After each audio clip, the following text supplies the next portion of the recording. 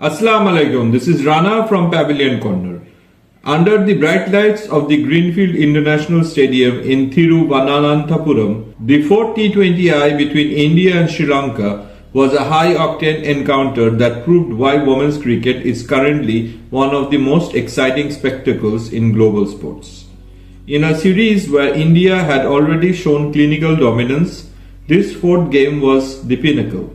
It was a day of personal milestones, team records, and a spirited fight back that kept every fan on the edge of their seats.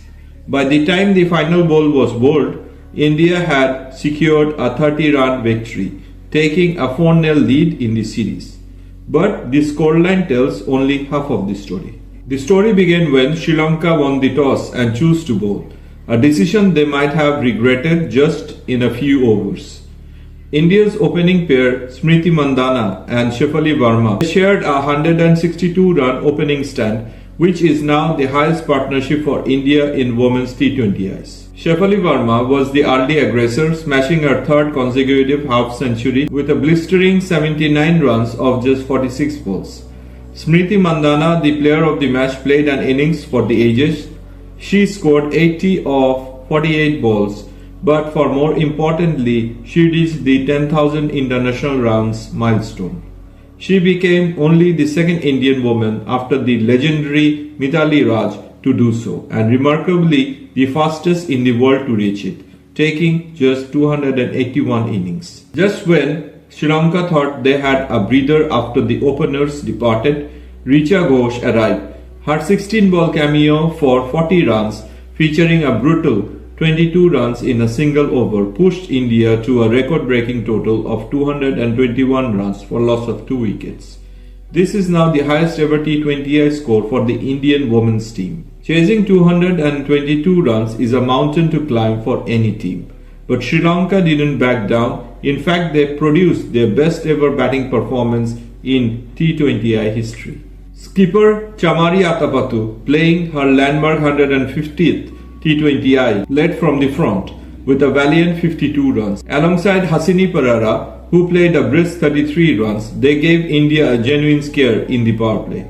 At one stage, Sri Lanka was actually ahead of the required run rate, scoring 60 runs in the first 6 overs, their highest ever power play score against India. It was heartening to see the intent from the Lionesses. They didn't just look to survive, they looked to win. They ended with 191 runs for loss of 6 wickets, their highest ever total in this format. In any other game, this score would have been a winning one, but they were simply up against a juggernaut.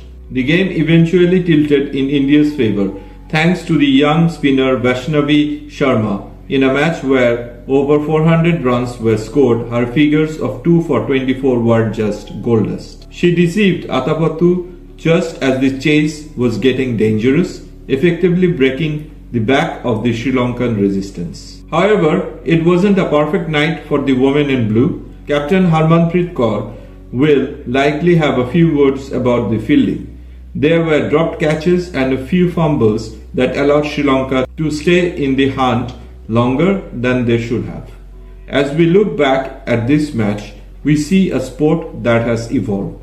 The growth of the women's game. We saw a combined 412 runs, the highest aggregate in a women's T20I without an individual century. We saw India cement their status as a powerhouse, and Sri Lanka proved that they are a rising force capable of punching back. As India prepares for the final T20I on Tuesday, they carry the momentum of a historic series win, while Sri Lanka carries the confidence of their best ever batting display. Thank you.